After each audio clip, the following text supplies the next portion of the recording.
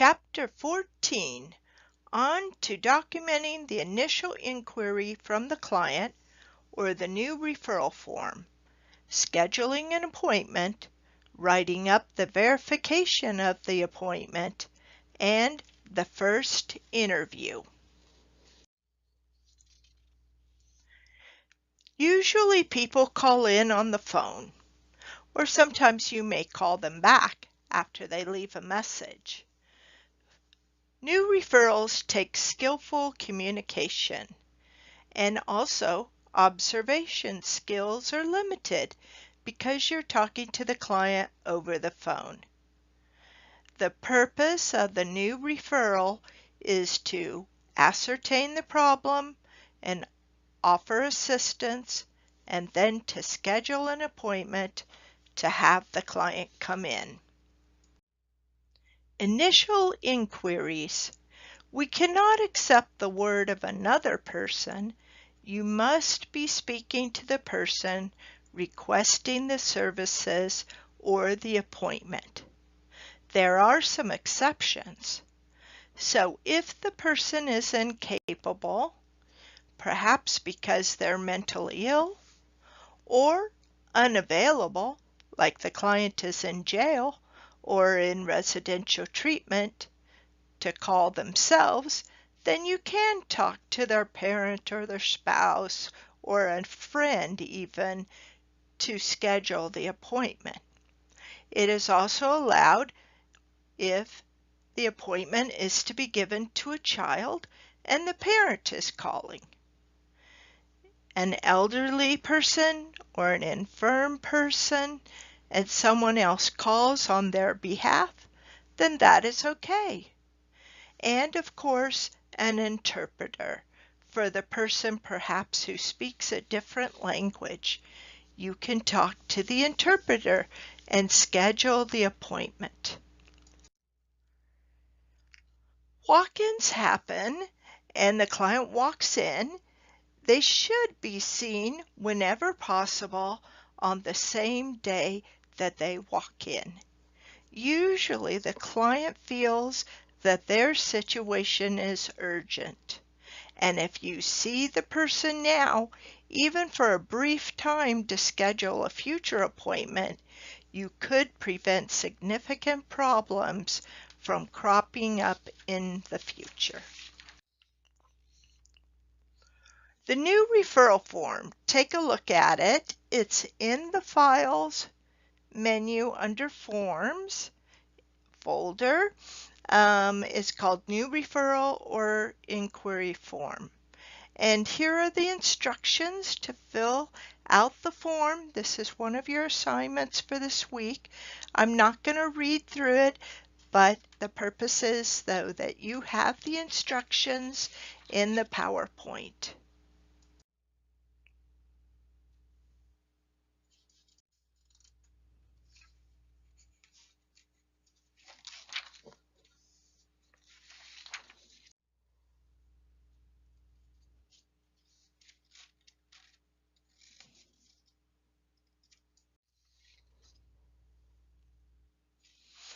Look at the Chief Complaint section.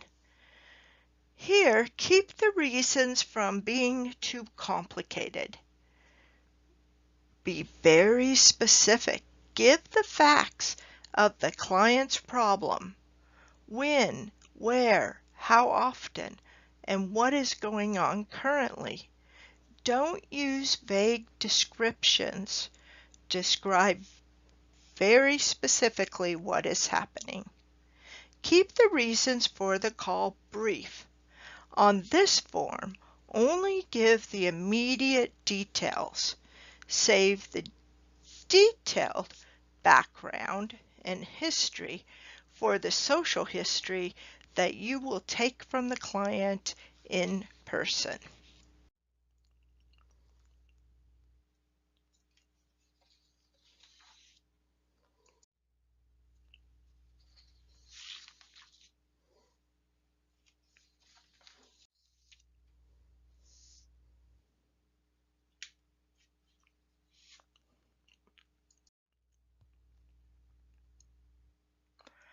In the Chief Complaints section of the new referral form, always end this section with a sentence or two about how the client sounded on the phone or how the client seemed to you. Does the client sound animated or depressed? Does the client speak normally or seem pressured or vague? Does the client seem to want help or to use the services? Did the client tell you how she or he was feeling? Did the client express satisfaction with the plan to come in? On the new referral form, always end the Chief Complaints section with a sentence or two about how the client sounded on the phone or how the client seemed to you.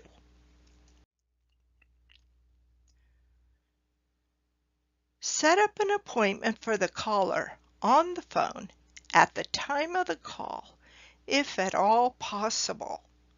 If the client is not willing to set up an appointment, then be sure to let them know how to come in, how to make an appointment in the future, or to have them call again. For our example, your client is willing to come in and you set up an appointment before the caller has hung up the phone.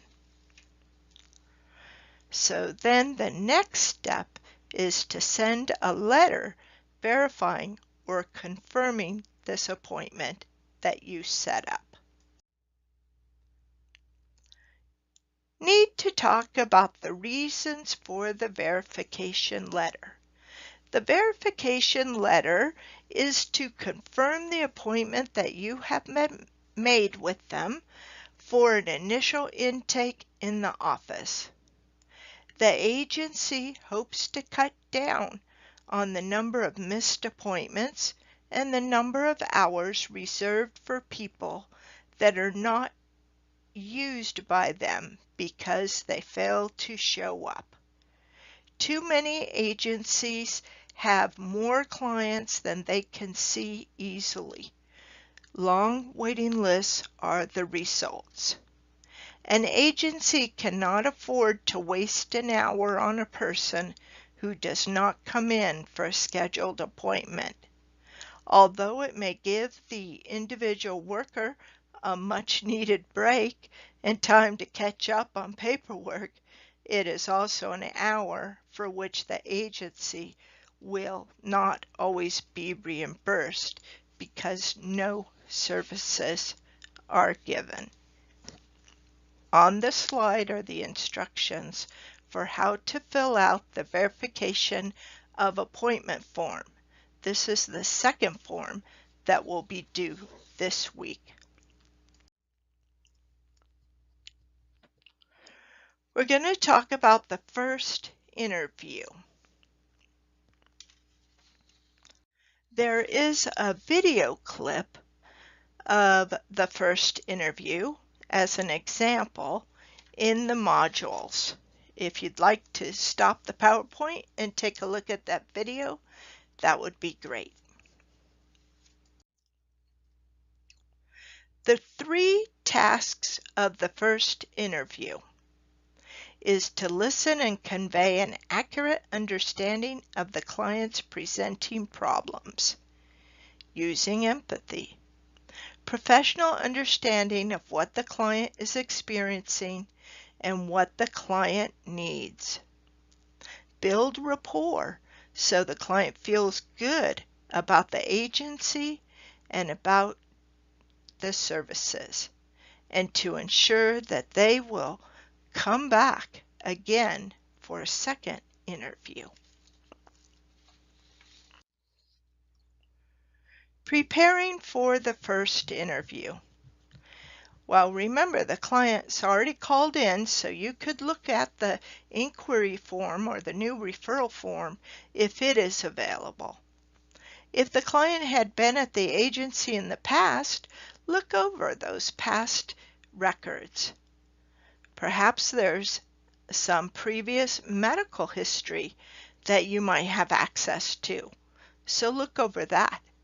But keep in mind, the past material was collected by others at a different time period.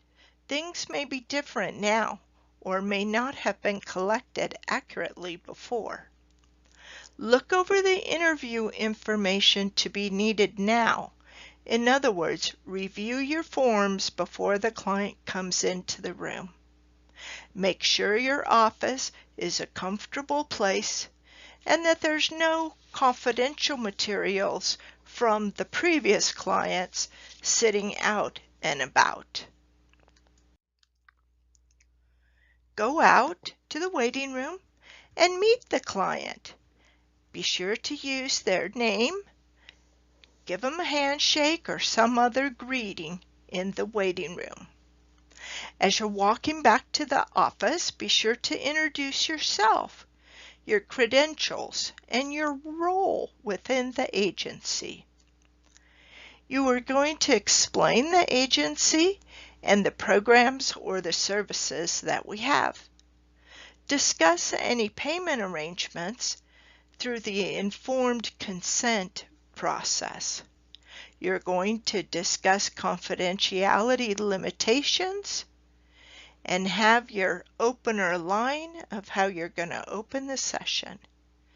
And then make mental notes of any initial impressions that you have about your new client.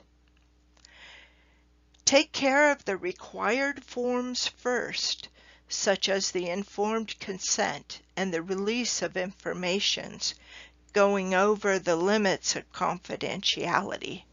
It's very important that the client understands what is confidentiality and what they can expect almost before they say anything to you.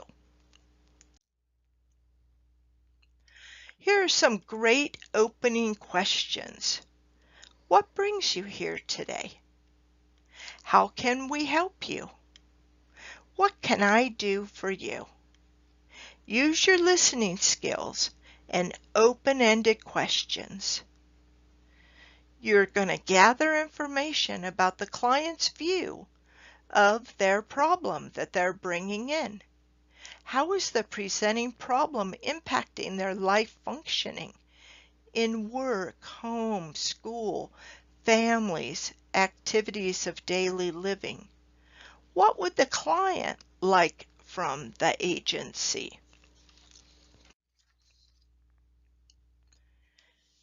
Memorize the gist of the questions on the intake screening form. Try to make it a conversation. How will you take notes or remember the key points? It's okay to look over the form during the interview to be sure you get everything down. The client will understand and actually wants you to get down all the information too, so that way they don't need to repeat it. At the first interview, we are not delving into the client's history, nor are we gathering a bunch of information for an assessment or a diagnosis at this point. Remember, the goal in the first interview is 3 parts: for you to listen and accurately convey an understanding of the presenting problem, for you to have a professional understanding of what the client is experiencing and what the client needs, ending with a decision. We can help you with that, or we can't help you with that, but here are some referrals. Build rapport so that the client feels good about the agency and the services and will come back.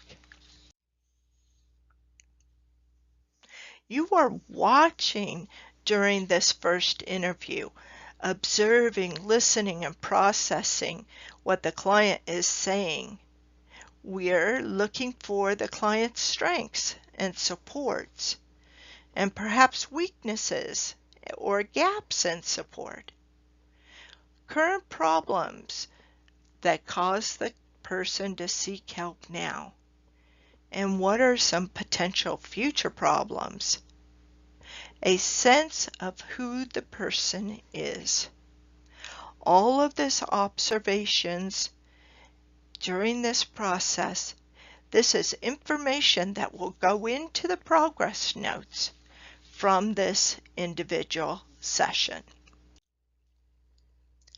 Remember that most clients don't seek counseling on their own, but they are all motivated for something. They may have skewed views of what counseling is really about or how it can help them. Your job in the first interview is to sell the services. How can we help the client? How can we work together? And what will be the results of the client working with us? You are not making promises that you can't keep, however. We can get you affordable housing placement within the next week. That would be an unrealistic promise to that client.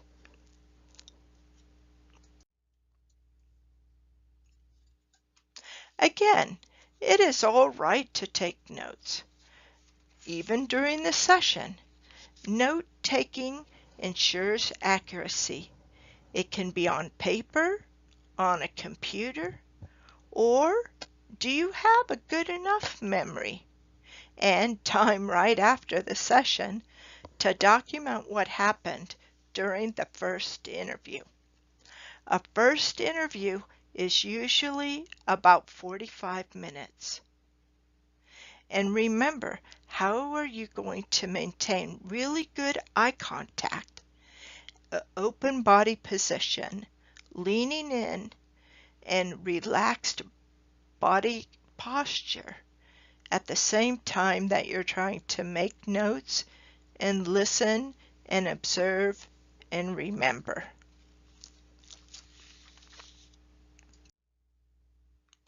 In the first interview, stick to open-ended questions to gather information about the issues. You are not giving advice, and you are not trying to solve the problem, and you are not coming up with treatment goals at this point. But you are letting the client explain their situation or problem, listening, and then giving them hope. Sometimes people just need someone to listen and just to hear themselves say the words out loud with you reflecting back. So, for example, tell me more. Describe what happened a little more. What happened next? What did that mean to you? Asking lots of open-ended questions about the client's situation. It is most important to understand why the person is here at counseling now. Usually a situation has been building up or going on for quite a while. So why did they decide to call now? To what extent has the problem interfered with relationships or with functioning? For example, you can ask, what have you noticed about how this problem has impacted your life or your relationships? Then also ask about their support system. How do you take care of yourself? Who is there to help you with these problems? Can you think of anyone else who you may be able to talk to?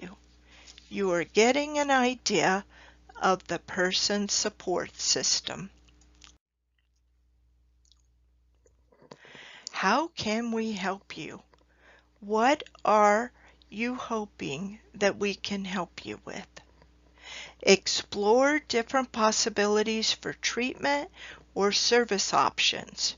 Your job here is to provide hope that someone or our agency can help them.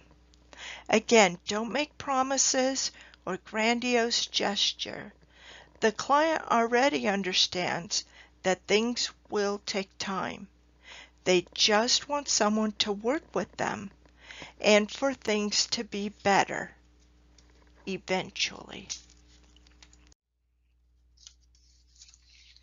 It's okay to be directive and say, for example, here's what I can do, blah, blah, blah, and here's what you will need to do, blah, blah, blah. It's okay to get a commitment. So again, saying, can you or will you come to your appointments so we can make some consistent progress in getting to the solution?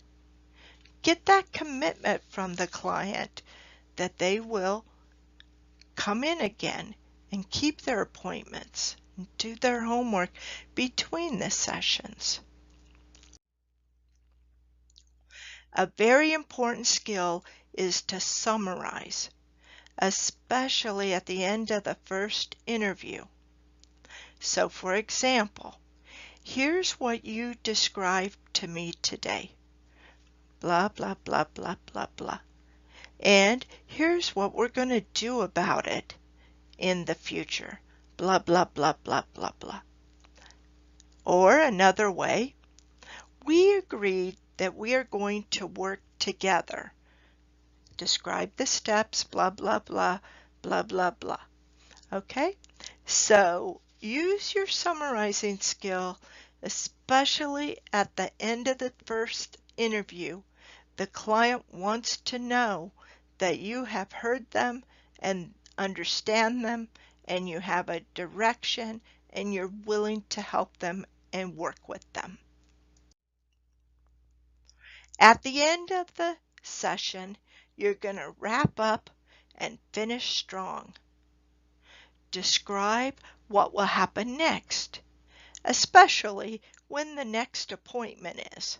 So again, something like, I'd like to see you weekly, John, because I think by working together weekly, we can get to a quick solution to your concerns.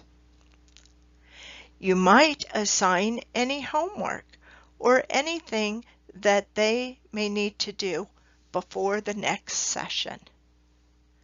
Set an example of timeliness from the very first interview. Start on time and finish on time.